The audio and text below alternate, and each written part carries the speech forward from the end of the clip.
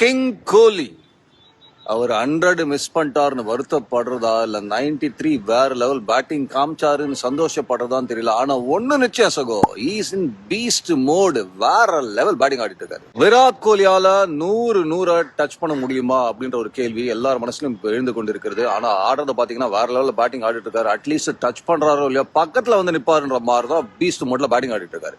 சரி, இந்த 2027 world cup வரைக்கும் எத்தனை ஓடிஐ மேட்சஸ் இருக்கு அப்படின்றத கொஞ்சம் ஜம்ப் பண்ணி பார்ப்போம் சகோ.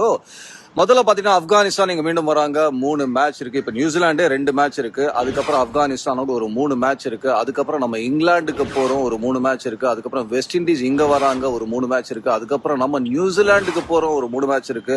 அதுக்கப்புறம் ஃபைனலா ஸ்ரீலங்கா இங்க வராங்க, 3 மேட்ச் அப்படின்றதுனால மொத்தம் 15 பிளஸ் இந்த நியூசிலாந்து மீதி இருக்கிற 2 மேட்சை சேர்த்தீங்கன்னா 17 மேட்ச் இருக்கு. 18க்கு 17 மேட்ச் இருக்கு. சோ வேர்ல்டு கப் வரைக்கும் 17 இன்னிங்ஸ். வேர்ல்டு கப்பையும் சேர்த்தீங்கன்னா குறைந்தபட்சம் ஒரு 9 இன்னிங்ஸ். நான் சொல்றது செமிஃபைனல் போற வரைக்கும். சோ 17 பிளஸ் 9 26 இன்னிங்ஸ் ஆடினார்னா அதுல 16 100ன்றது ஸ்டில் மிகப்பெரிய சவால். அவர் டெஸ்ட் கிரிக்கெட் ரிட்டையர் ஆகாம இருந்திருந்தா சகோ ஒரு 50-60 இன்னிங்ஸ் கிடைச்சிருக்கும் அப்படின்ற போது அப்ப 16 சும்மா அசால்ட் ஆரம்பமா பண்ணிருப்பாரு. அவர் வந்து டெஸ்ட் கிரிக்கெட்ல இருந்து ரிட்டையர் ஆனது எல்லாருக்குமே மிகப்பெரிய ஷாக்கிங் ஒரு விஷயமா இருந்தது. அதன் காரணமாக தான் இப்ப அந்த 16ன்றது 18க்கு ரொம்ப 18 பட்டி தள்ளி இருக்கிற மாதிரி ஒரு ஃபீலிங் இருக்கு. நீங்க பாத்தீங்கன்னா சில பேர்லாம் சொல்றாங்க அவர் ஈஸியஸ்ட் ஃபார்மெட்டை சூஸ் பண்ணிட்டாரு ஆடுறதுக்கு அப்படின்றது.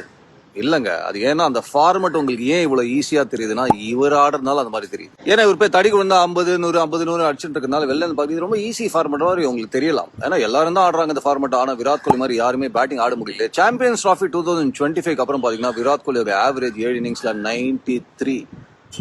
நேற்று அதே நம்பர் தான் நம்மளுக்கு மனசுல வெளியே கொடுத்தாலும் இந்த நம்பரை கேட்கும்போது ரொம்ப சந்தோஷமா இருக்கு.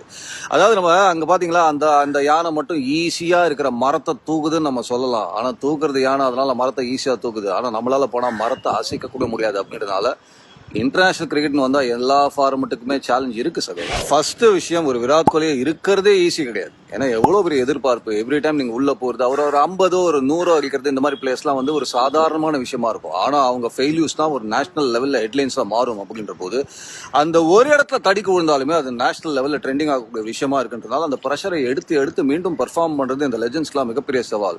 So it's not easy to be a Virat Kohli. சகோ நேத்தி அவர் 100 கம்ப்ளீட் பண்ணலன்ற வருத்தம் நம்ம எல்லாருக்குமே இருக்கு. இன்ஃபேக்ட் அவர் கரியர் முடியும் போது அந்த 100 ஒருவேளை அவர் டச் பண்ணலன்னா அந்த வருத்தமும் நம்மளுக்கு பயங்கரமா இருக்கும். ஆனா என்ன பொறுத்த வரைக்கும் விராட் கோலின்றவர் இந்த கடல் மாதிரிங்க. இந்த கடல்ல சில துளிகள் மிஸ் ஆனா என்ன பொறுத்த வரைக்கும் அவர் அந்த 100 டச் பண்றாரோ இல்லையோ, ஆனா கிரிக்கெட் என்ற பரீட்சையில் விராட் கோலிக்கு ஒரு ரசிகனா நான் கொடுக்கக்கூடிய மார்க் 100க்கு 100. அவராய் ஸ்டேசகு.